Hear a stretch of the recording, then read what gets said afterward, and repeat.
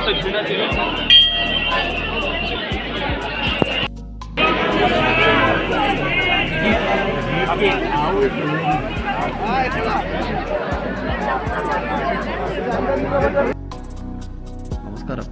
Adventure സഞ്ചാരിയുടെ പുത്തൻ വീഡിയോക്ക് എല്ലാവർക്കും സ്വാഗതം. ബദ്രിനാഥിലെ ഡേ 2 ആണ് കേട്ടോ. നമ്മൾ ഇന്നലെ താമസിച്ച ഹോട്ടലാണത്. അപ്പോൾ നമ്മൾ ദർശനം കഴിഞ്ഞു. ഇനി നമ്മൾ നേരെ മാന വില്ലേജാണ് കേട്ടോ വിസിറ്റ് ചെയ്യാൻ പോകുന്നത്. മാന വില്ലേജിലേക്ക് പോകുന്നത് അങ്ങോട്ടാണ്. ടെമ്പിള് ആ സൈഡിലാണ് കേട്ടോ.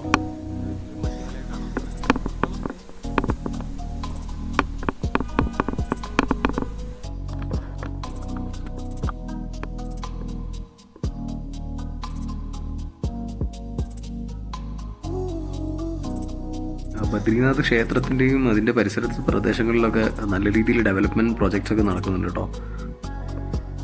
ഒരു സ്പിരിച്വൽ പിൽഗ്രീം സെൻ്ററായിട്ട് മാറ്റാൻ വേണ്ടിയിട്ട് ഇവിടുത്തെ ട്രസ്റ്റ് നല്ലപോലെ ശ്രമിക്കുന്നതായിട്ട് കാണുന്നുണ്ട് കേട്ടോ. അവിടെ ബദ്രിനാഥ് ക്ഷേത്രത്തിൻ്റെ അടുത്തായിട്ട് സ്ഥിതി ചെയ്യുന്ന താപ്തകുണ്ട് എന്ന് പറയുന്ന ഒരു ലേക്കാണ് കേട്ടോ അത്. വർഷത്തിൽ 6 മാസം മാത്രം തുറക്കുന്ന ബദ്രിനാഥ് ക്ഷേത്രം ഒക്ടോബർ അവസാനത്തോടു കൂടിയിട്ട് അടയ്ക്കും. അതിനുശേഷം ഏപ്രിൽ പകുതിയോട് കൂടിയിട്ടാണ് തുറക്കുന്നത്. അപ്പോൾ ചാർധാം യാത്ര, ബദ്രിനാഥ് യാത്രയൊക്കെ പ്ലാൻ ചെയ്യുന്നവരാണെന്നുണ്ടെങ്കിൽ ഏപ്രിലിൻ്റെയും ഒക്ടോബറിൻ്റെയും ഇടയ്ക്ക് പ്ലാൻ ചെയ്യാൻ ശ്രമിക്കുക.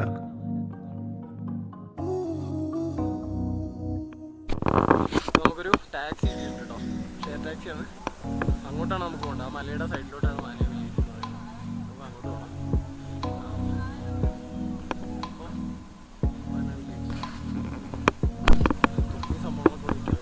कितना है भाई? 100.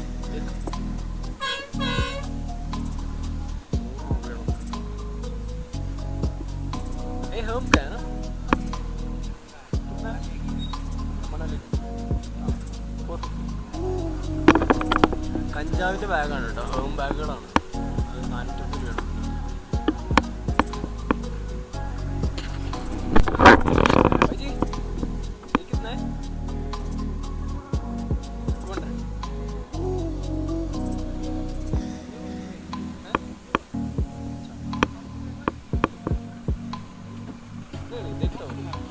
देखता हूँ कितना पूछ रहा हूँ. एक कितना है? 150 लग जाएगा बस लास्ट.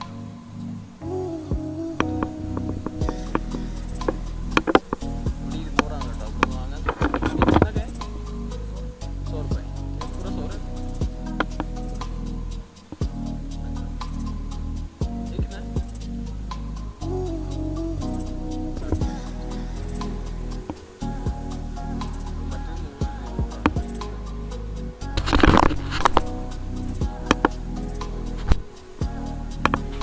മാന വില്ലേജിലേക്കുള്ള വണ്ടികളൊക്കെ കിട്ടണം.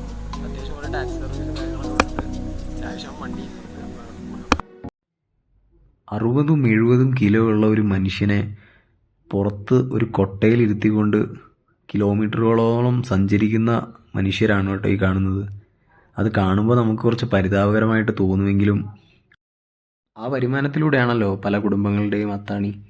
ഈ കാണുന്ന കൊട്ടയിൽ വെച്ചുകൊണ്ടാണ് ആളുകൾ ചുമന്നുകൊണ്ട് പോകുന്നത് കേട്ടോ. 2 കിലോമീറ്റർ ദൂരം സഞ്ചരിക്കാൻ വേണ്ടിയിട്ട് 2000 രൂപയാണ് ഇവർ വില പറയുന്നത്. 10 പേരായാൽ മാത്രമേ ഷെയർ ടാക്സി സ്റ്റാർട്ട് ചെയ്യുള്ളൂ കേട്ടോ മാന വില്ലേജിലേക്ക്. അപ്പോൾ നമ്മളിപ്പോൾ വണ്ടിയിൽ 8 പേരായിട്ടുള്ളൂ.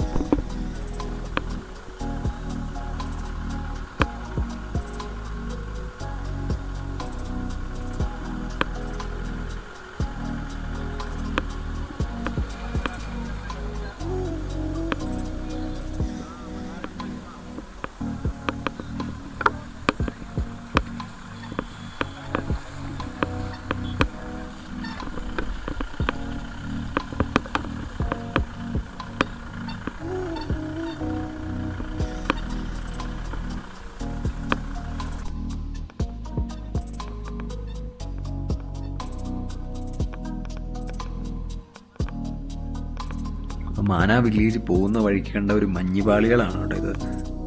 മഞ്ഞുപാളികളുടെ അടുത്തൊക്കെ നിൽക്കുമ്പോൾ വളരെയധികം ശ്രദ്ധിക്കുക. കാരണം ഐസ് ഉരുകി വരുന്ന വെള്ളം ആയതുകൊണ്ട് തന്നെ ഉറപ്പ് കുറവായിരിക്കും. ഇപ്പോൾ നിങ്ങൾ ഈ വീഡിയോയിൽ കണ്ട പോലെ തന്നെ അവിടെ ഒരു ബാബി നിൽക്കുന്നുണ്ടായിരുന്നു. തലനാരിഴയ്ക്കാണ് അവർ രക്ഷപ്പെട്ടത്. അപ്പോൾ പ്രകൃതി എന്ന് പറയുന്നത് കാണുമ്പോൾ സുന്ദരം മാത്രമല്ല, അപകടകരമാണ്. അപ്പോൾ ശ്രദ്ധിക്കുക. മഞ്ഞുപാളികളുടെ അടുത്തൊക്കെ പോകുമ്പോൾ വളരെയധികം ശ്രദ്ധിക്കുക.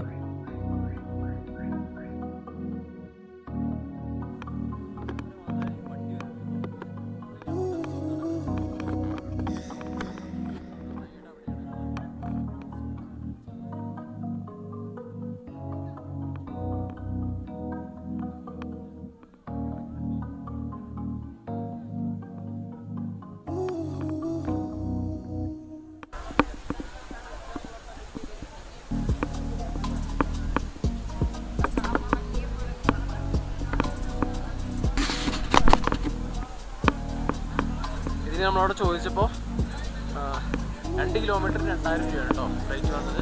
ഉത്തരാഖണ്ഡ് ഗവൺമെൻറ്റിൻ്റെ ഒരു ഓഫീസുണ്ട് അവിടെ പോയിട്ട് നമ്മൾ ടോക്കൺ എടുക്കണം. ടോക്കൺ എടുത്തിട്ട് എന്നിട്ട് പോകാൻ പറ്റുള്ളൂ. പക്ഷെ അത് 2000 രൂപ പറഞ്ഞിട്ട് കാര്യമില്ല. കാരണം ഇനി എടുക്കണല്ലേ ആ അത്രയും വാല്യത്തിൻ്റെ ഇവിടെ ഓക്സിജൻ പോകാം.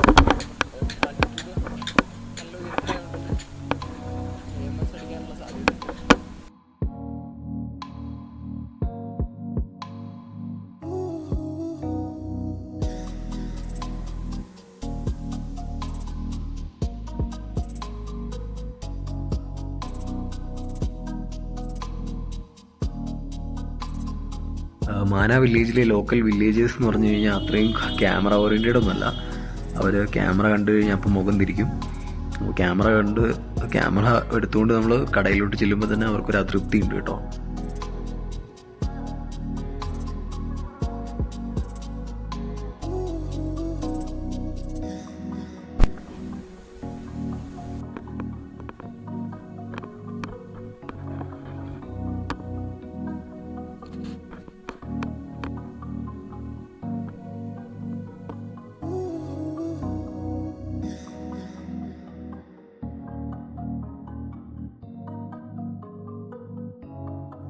മാന വില്ലേജ് കണ്ടിട്ട് കുറച്ച് വൃത്തിയൊക്കെ ഉള്ളൊരു വില്ലേജാണ് കേട്ടോ.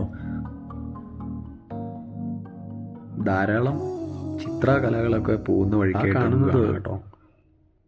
പാറ സ്ലേറ്റ് പോലെ ചെത്തിയെടുത്ത് മേൽക്കൂരയായിട്ട് ഉപയോഗിക്കുന്നതാണ് കേട്ടോ. അത് നമ്മൾ പല വില്ലേജിലും കണ്ടിട്ടുണ്ട്.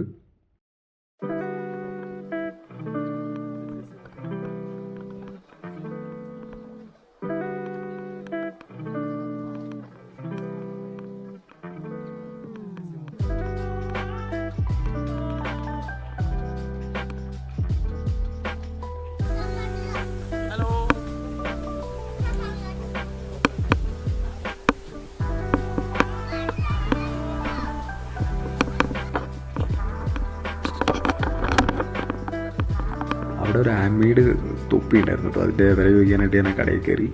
പക്ഷേ ആ ദീദി അല്പം ചൂടായിരുന്നു. ഞാൻ ദീദി എന്ന് വിളിച്ചു. അത് പുള്ളിക്കാരി ഇഷ്ടപ്പെട്ടില്ല. മുതിർന്നവരെ ദാദി എന്ന് വേണം വിളിക്കാനായിട്ട്. അത് അവർക്ക് ഇഷ്ടപ്പെട്ടില്ല എന്ന് തോന്നുന്നു. ഇവിടെ കൃഷിയൊക്കെ കാണാം കേട്ടോ. ഈ കാണുന്നത് കോളിഫ്ലവറിൻ്റെ കൃഷിയാണ്. അപ്പോൾ ഇവർക്ക് കുറച്ച് സ്ഥലമേ ഉള്ളൂ. കുറച്ച് സ്ഥലത്താണ് ഇവർ സ്റ്റെപ്പ് ഫാമിംഗ് ആണ് ചെയ്യുന്നത് കേട്ടോ. മലാന വില്ലേജിലും ഹോം സ്റ്റേകൾ അവൈലബിൾ ആണ് കേട്ടോ.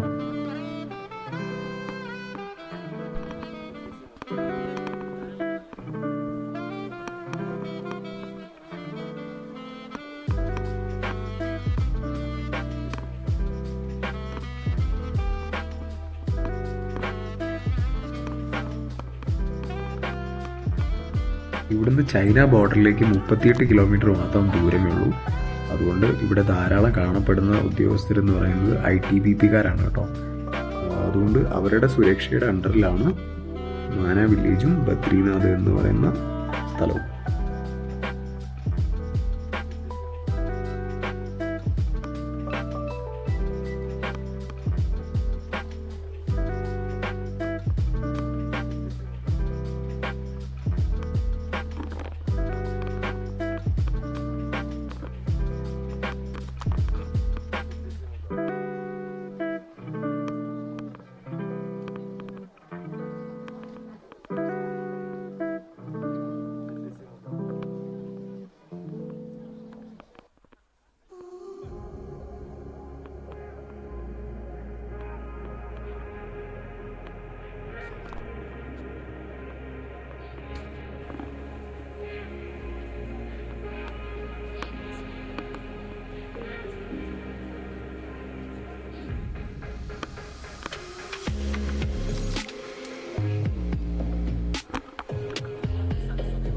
ആ കാണുന്നതാണ് കേട്ടോ സരസ്വതി മന്ദിർ.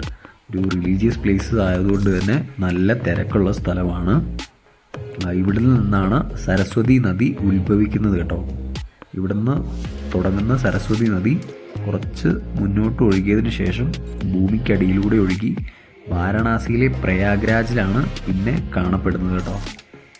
ആ കാണുന്ന കല്ല് എന്ന് പറഞ്ഞാൽ ഭീംഫുലാണ്. മുമ്പ് നമുക്കവിടെ പോകാൻ പറ്റുമായിരുന്നു. ഞാൻ പലവരുടെയും വീഡിയോ കണ്ടപ്പോൾ മനസ്സിലായത്. പക്ഷെ ഇപ്പോൾ നമുക്ക് അങ്ങോട്ട് അലൗഡ് അല്ല കേട്ടോ. അത് പ്രകൃതിയുടെ ഒരു അത്ഭുതം തന്നെയാണ് കേട്ടോ. ഇവിടുന്ന് അപ്രത്യക്ഷമാകുന്ന നദി പിന്നെ നമുക്ക് കാണാൻ പറ്റുന്നത് ഇവിടുന്ന് ഒരു 800 കിലോമീറ്റർ ദൂരെ എത്തുന്ന ഒരു സ്ഥലത്താണ് കേട്ടോ. നേച്ചർ ഇസ് കംപ്ലീറ്റ്ലി വണ്ടർ എന്ന് നമ്മളൊന്നും കൂടെ ഓർമ്മിപ്പിക്കുകയാണ് കേട്ടോ.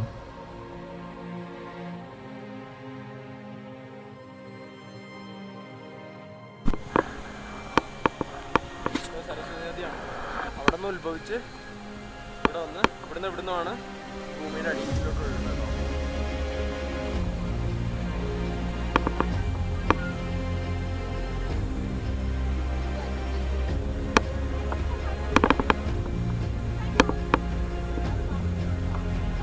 ഇതിലെയാണ് സ്വർഗാരോഹണി.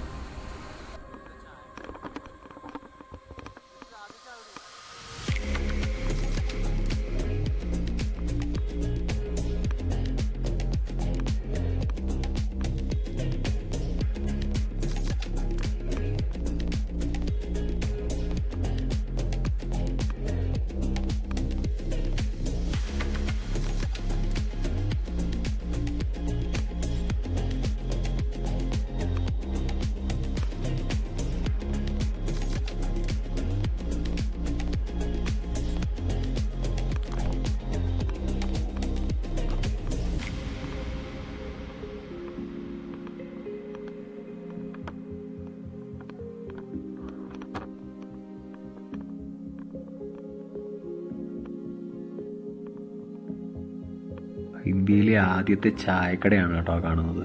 അപ്പോൾ അവിടെ നിന്നൊരു ചായ കുടിക്കാൻ വേണ്ടിയിട്ട് വന്നതാണ് നമ്മൾ. അപ്പോൾ ഇന്ത്യയിലെ ആദ്യത്തെ ചായക്കടയുടെ സ്വാദ് നമുക്കൊന്ന് നോക്കാം.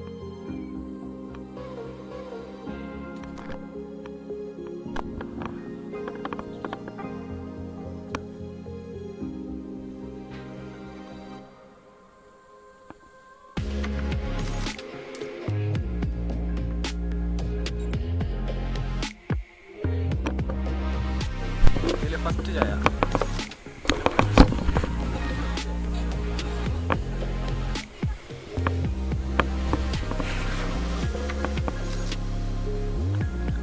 കൊണ്ടൂറും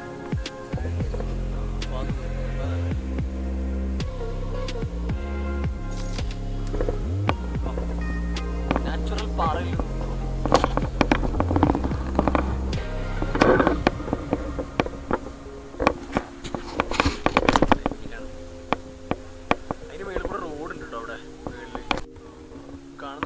ആ പാറയുടെ ഇടയ്ക്ക് ഒരു വീട് ഉണ്ടോ. ആ കൽപ്പാളികൾ ചേർത്ത് വെച്ചുണ്ടാക്കിയാണ്. രാജാം അത്യാവശ്യം കുറച്ച് ബിസി ആയിട്ടുള്ള കോൺട്രാക്ടറാണ് കേട്ടോ. കോൺട്രാക്ടർക്ക് എന്ത് തോന്നുന്നു ആ ഇത് കണ്ടിട്ട് അല്ലേ? ആർക്കിടെക്റ്റ് അടുക്കി വെച്ചിട്ട് അല്ലേ?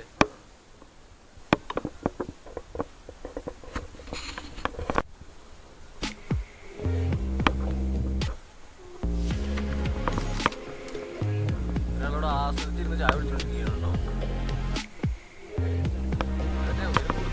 അതുകൊണ്ടല്ലേ വെറുതെ പറഞ്ഞല്ല.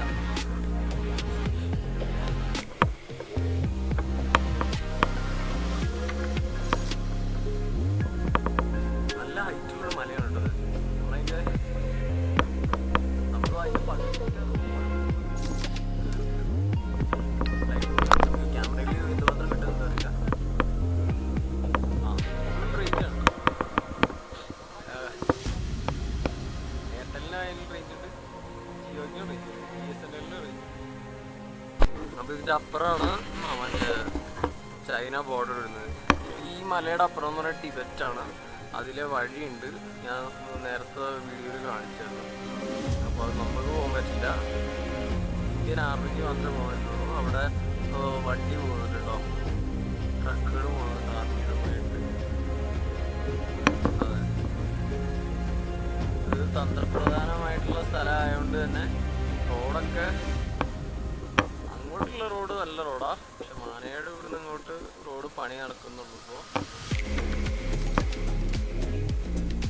അതുകൊണ്ട് തന്നെ റേഞ്ചൊക്കെ എല്ലായിടത്തും. അതിൻ്റെ അപ്പുറമാണ് ടിബറ്റ്.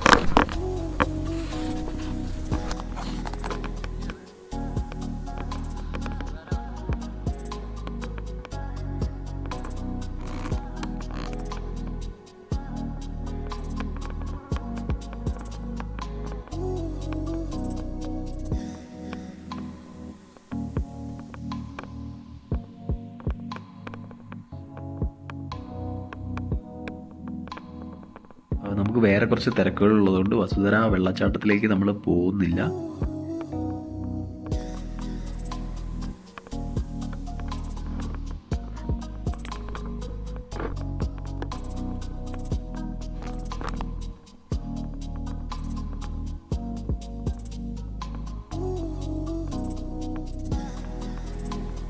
ഇതിലൂടെയാണ് കേട്ടോ വസുധാര വെള്ളച്ചാട്ടത്തിലേക്ക് പോകുന്ന വഴി.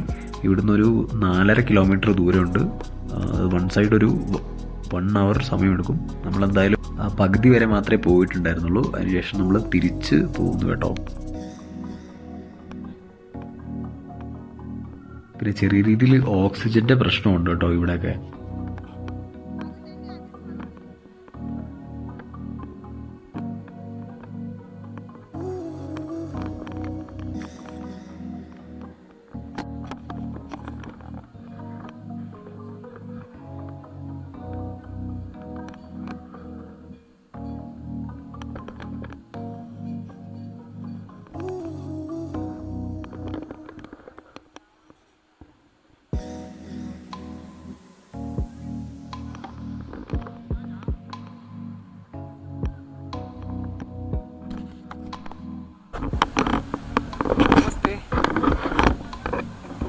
ബാജി,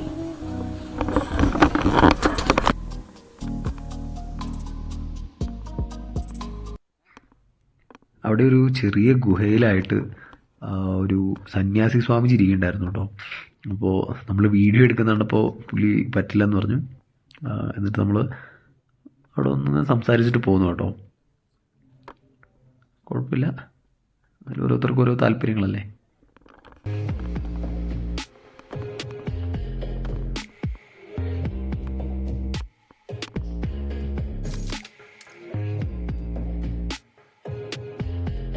ഈ കാണുന്നത് ഇവിടുത്തെ ഗ്രാമത്തിലെ ഇവർ തന്നെ കൈകൊണ്ട് നെയ്തുണ്ടാക്കുന്ന ഉൽപ്പന്നങ്ങളാണ് കേട്ടോ.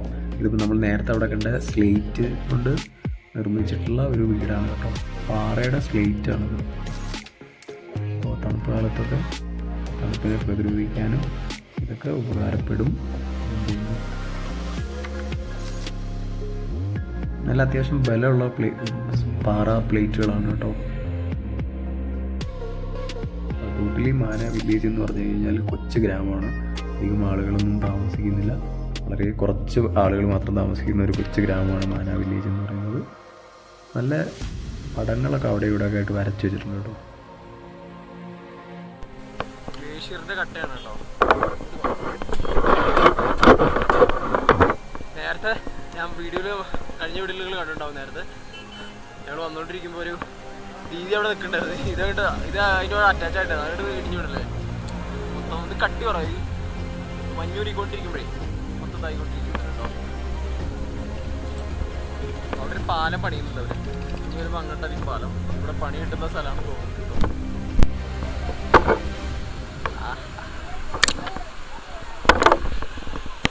മഞ്ഞിന്റെ കട്ടയാണ് കേട്ടോ. ചെടിയാണ് പുള്ളി.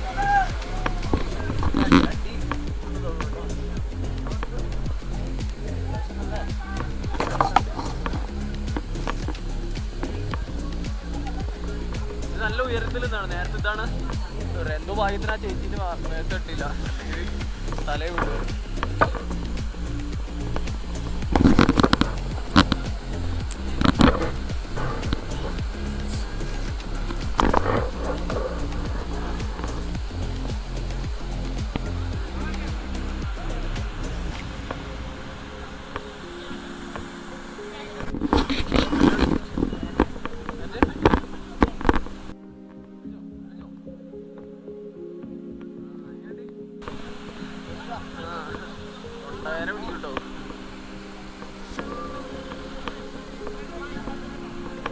പഴക്കമുള്ള ഗ്ലേഷ്യറാണ്.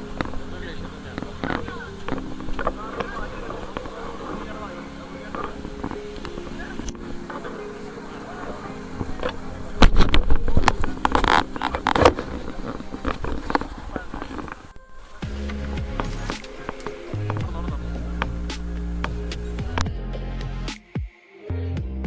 ടിബറ്റ് ചൈന ബോർഡറിലേക്ക് ഇതിലെയാണ് കേട്ടോ പോകുന്നത്. നമുക്ക് അലൗഡല്ല, ഇന്ത്യൻ ആർമിയുടെ വണ്ടികൾ മാത്രമേ പോകുന്നുള്ളൂ. ഇപ്പോൾ നമുക്ക് ആർക്കും കയറാൻ പറ്റില്ല. ഇവിടുന്ന് 38 കിലോമീറ്റർ ദൂരം സഞ്ചരിച്ച് കഴിഞ്ഞാൽ ഇന്ത്യ ബോർഡറിലെത്തും കേട്ടോ.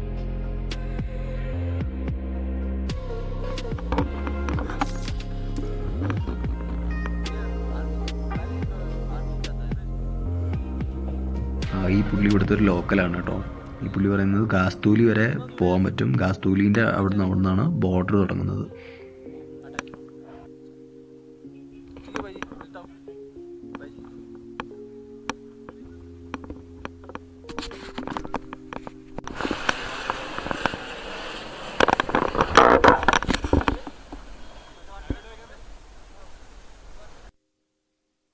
ബദ്രിനാഥിൽ നിന്നും തിരിച്ച് ഋഷികേശ് പോലുള്ള സ്ഥലത്തിലേക്കുള്ള ബസ്സുകളുടെ എണ്ണം വളരെ കുറവാണ്. അതുമാത്രമല്ല, രാവിലെ 4:30 മുതൽ രാവിലെ 10:30 വരെ മാത്രമേ ബസ് സർവീസ് ഉള്ളൂ. അതിനുശേഷം ഒരു വണ്ടികളും കിട്ടുന്നതല്ല. അപ്പോൾ നമ്മൾ അമ്പലത്തിൽ തൊഴുത്തൊക്കെ ഇറങ്ങിയപ്പോഴത്തേക്കും 9:30, രാവിലെ 9:30, 10 മണി കഴിഞ്ഞിരുന്നു. പിന്നെ മാന വില്ലേജൊക്കെ വിസിറ്റ് ചെയ്ത് എത്തപ്പോഴത്തേക്കും ലേറ്റായി. അതുകൊണ്ട് നമ്മൾ ഇന്നിവിടെ റൂം എടുത്തിട്ടുണ്ട്. ഇന്നിവിടെ സ്റ്റേ ചെയ്ത് നാളെ ആയിരിക്കും ഋഷികേശിലേക്ക് പോകുന്നത്. അപ്പോൾ ഇതായിരുന്നു നമ്മളെടുത്ത റൂം. 1500 രൂപ പറഞ്ഞു. നമ്മളത് തറക്കിച്ച് 1200 രൂപയ്ക്ക് കിട്ടി. നല്ലൊരു റൂമായിരുന്നു. ഹീറ്റർ ഫെസിലിറ്റിയും കാര്യങ്ങളൊക്കെ ഉണ്ട്. നല്ല വ്യൂ ഒക്കെ ഉള്ള, പുറത്തേക്ക് നല്ലൊരു വ്യൂ ഒക്കെ വരുന്ന ഒരു റൂം തന്നെയാണ് കേട്ടോ. അപ്പോൾ ഇതുപോലുള്ള വ്യത്യസ്തമായിട്ടുള്ള ട്രാവലിംഗ് വീഡിയോസ് ഇഷ്ടപ്പെടുകയാണെങ്കിൽ സബ്സ്ക്രൈബ് ചെയ്യാൻ മറക്കരുത്. അഭിപ്രായങ്ങൾ കമൻ്റായിട്ട് രേഖപ്പെടുത്തുക. ഇഷ്ടപ്പെട്ട ലൈക്ക് ചെയ്യാൻ മറക്കരുത്.